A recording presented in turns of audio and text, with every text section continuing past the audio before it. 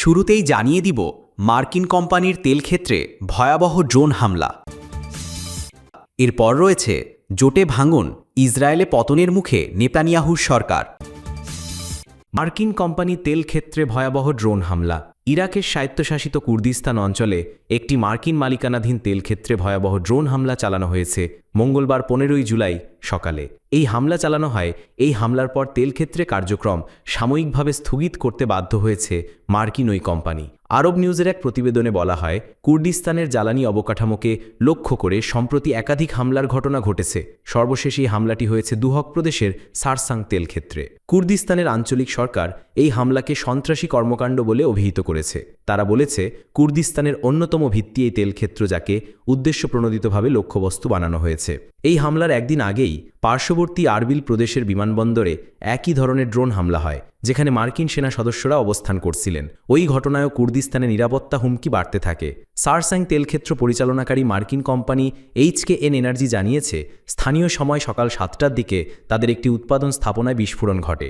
হামলার পরপরই সেখানে আগুন ধরে যায় এবং সতর্কতার অংশ হিসেবে পুরো তেলক্ষেত্রের কার্যক্রম বন্ধ করে দেওয়া হয়। তবে এখনও পর্যন্ত কোনো হতাহতের খবর পাওয়া যায়নি বলে কোম্পানির পক্ষ থেকে জানানো হয়েছে। HKN আরও জানায়, যতক্ষণ না নিরাপত্তা পুরোপুরি নিশ্চিত হচ্ছে, ততক্ষণ সারসাং তেলক্ষেত্রে উৎপাদন কার্যক্রম পুনরায় চালু করা হবে না। প্রসঙ্গত, এই ড্রোন হামলাটি এমন এক সময় ঘটল যখন কুর্দিস্তানের বিভিন্ন গুরুত্বপূর্ণ স্থাপনায় একের পর এক বিস্ফোরকবাহী ড্রোন হামলার ঘটনা ঘটছে। স্থানীয় সূত্রগুলো বলছে, সোমবারও অন্তত 3টি বিস্ফোরক বহনকারী ড্রোন কুর্দিস্তানের বিভিন্ন স্থানে হামলা চালায়। ইরাকের কুর্দিস্তানে এমন এক সময় এসব হামলার ঘটনা ঘটছে যখন আঞ্চলিক নিরাপত্তা পরিস্থিতি বেশ নাজুক। পশ্চিমা স্বার্থী সংশ্লিষ্ট অবকাঠামো ও সামরিক ঘাঁটিগুলো লক্ষ্যবস্তুতে পরিণত হচ্ছে, যা মার্কিন স্বার্থ ও মধ্যপ্রাচ্যের জ্বালানি নিরাপত্তাকে আরও ঝুঁকির মধ্যে ফেলছে। জোটে ভাঙন, ইসরায়েলে পতনের মুখে নেতানিয়াহুর সরকার। ইসরায়েলে সেনাবাহিনীতে নিয়োগ সংক্রান্ত বিতর্ক ঘিরে ফের ফাটল ধরেছে প্রধানমন্ত্রী বেনিয়ামিন নেতানিয়াহুর নেতৃত্বাধীন জোট সরকারে। জোটের অন্যতম শরিক ধর্মীয় রাজনৈতিক দল ইউনাইটেড টোরাহো জুডাইজম অর্থাৎ UTJ সংসদ ও মন্ত্রণালয় থেকে পদত্যাগ করায় ইসরায়েলি পার্লামেন্টে নেতানিয়াহুর সংখ্যাগরিষ্ঠতা এখন মারাত্মক ঝুঁকিতে।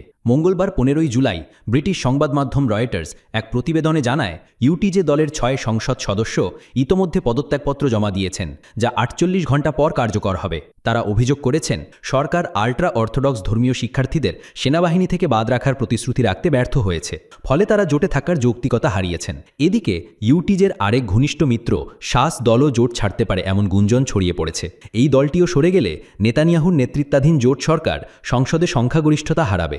UTJ সংসদ সদস্যদের পদত্যাগ কার্যকর হতে 48 ঘণ্টা সময় থাকায় জোট টিকিয়ে রাখতে এবং সরকার পতনের ঝুঁকি এড়াতে নেতানিয়াহুর হাতে এই 2 দিনই শেষ সুযোগ। যদিও সংসদ চলতি মাসের শেষ দিকে গ্রীষ্মকালীন ছুটিতে যাবে, তাই আপাতত সরকার পতনের আশঙ্কা নেই। তবে রাজনীতিতে এ ঘটনাকে নেতানিয়াহুর জন্য এক বড় সতর্ক সংকেত হিসেবেই দেখা হচ্ছে। এই রাজনৈতিক সংকটের মধ্যে গাজা যুদ্ধবিরতি নিয়ে আলোচনাতেও প্রবল চাপের মুখে রয়েছেন নেতানিয়াহু। কাতারের মধ্যস্থতায় ইসরায়েল ও হামাসের মধ্যে 60 দিনের যুদ্ধবিরতির একটি পরিকল্পনা নিয়ে আলোচনা চলছে, যাতে হামাসের হাতে থাকা বন্দীদের একটি অংশ মুক্ত হবার সম্ভাবনা রয়েছে এবং গাজায় মানবিক সহায়তা প্রবেশের সুযোগ তৈরি হতে পারে। তবে যুদ্ধবিরতির বিপক্ষে অবস্থান নিয়েছে নেতানিয়াহুর কট্টর ডানপন্থী জোটসঙ্গীরা।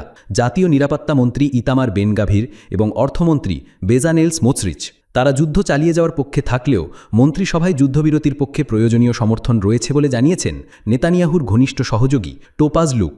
তিনি আর্মি রেডিওকে দেওয়া সাক্ষাৎকারে বলেন, সংসদে যদি সঠিক প্রস্তাব আনা হয় তাহলে প্রধানমন্ত্রী সেটি পাশ করাতে সক্ষম হবেন। উল্লেখ্য, চলমান যুদ্ধে সাধারণ ইসরায়েলিরাও দিন দিন ক্ষুব্ধ হয়ে উঠছেন, কারণ গাজায় হামাসের বিরুদ্ধে যুদ্ধ চালাতে গিয়ে ইসরায়েল